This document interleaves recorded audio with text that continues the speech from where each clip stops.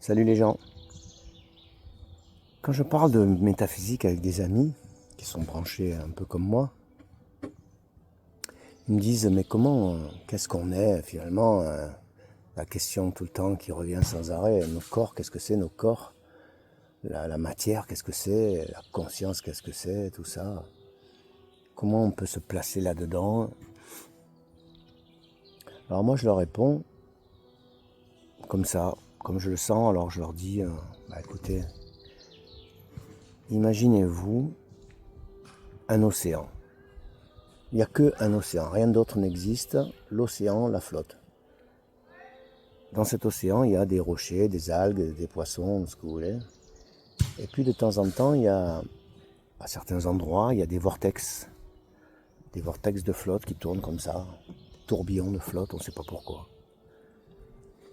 Ils sont électromagnétiques, maintenant on le sait. Mais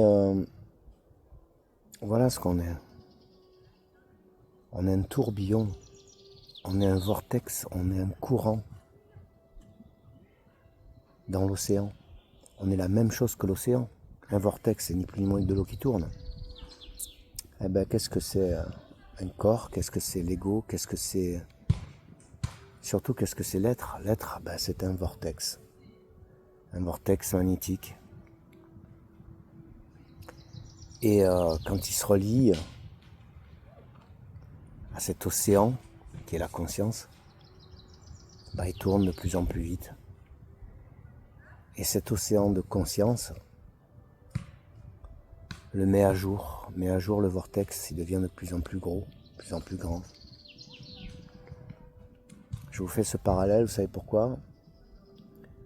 Parce que, imaginez-vous l'air que vous respirez. L'air que vous respirez, c'est ni plus ni moins que des particules qui sont très éloignées les unes des autres. C'est pour ça que l'air n'est pas dense. Donc, qu'est-ce qu'il y a entre les particules? Il y a du vide. Alors, si on parle physique, ça sera le vide quantique, les ondes scalaires, le champ quantique, appelez ça comme vous voulez. Mais si vous parlez métaphysique, ça sera l'esprit.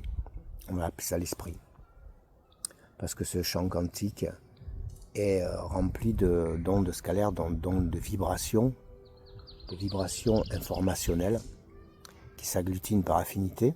Comme je vous ai dit, et l'affinité c'est la dégravitation, on ne va pas y revenir. Et s'agglutinent et font des formes au fur et à mesure entre elles, qui vont devenir des particules, des atomes, etc., etc. Quand vous êtes en forêt par exemple et que vous inspirez profondément,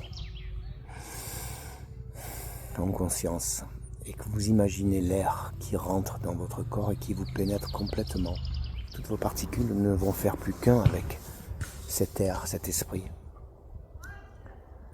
Donc, plus vous voulez être relié, connecté à la conscience, à l'esprit, plus il va falloir respirer souvent. Le souffle, c'est le maître mot. Il va falloir respirer souvent, profondément dans la journée. Et vous aurez beaucoup plus de chances de vous mettre à jour spirituellement, analytiquement, émotionnellement, instinctivement. Parce que la conscience, qui est l'océan, vous mettra à jour de tout ce qu'elle connaît.